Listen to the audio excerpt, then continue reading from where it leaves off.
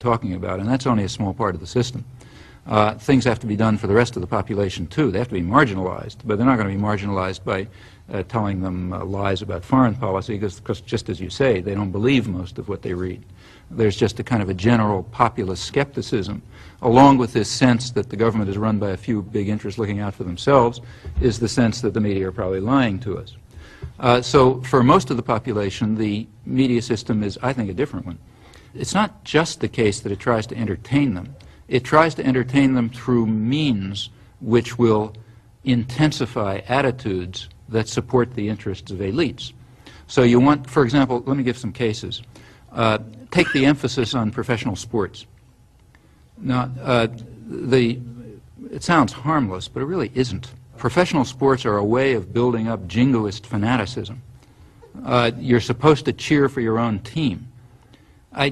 Just to mention something from personal experience, I remember very well myself when I was, I guess, a high school student, sudden revelation, you know, when I asked myself, why am I cheering for my high school football team?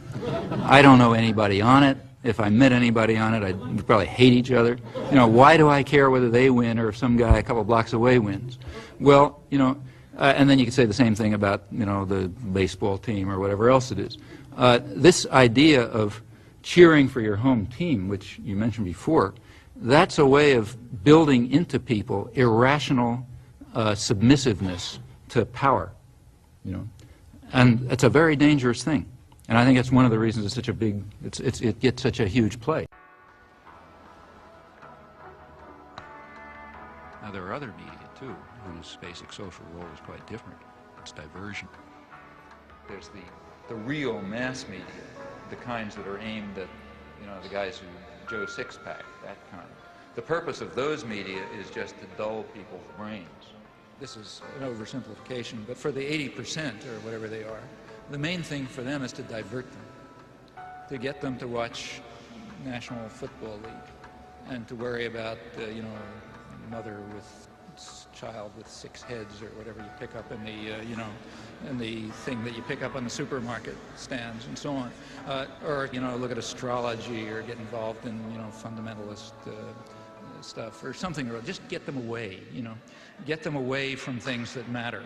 And for that, it's important to reduce their capacity to think.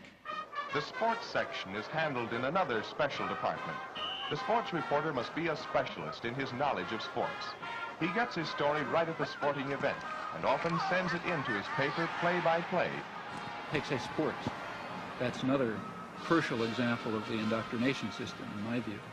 For one thing, because it, you know, it offers people something to pay attention to that's of no importance, that keeps them from worrying about, you know, keeps them from worrying about things that matter to their lives that they might have some idea about doing something about.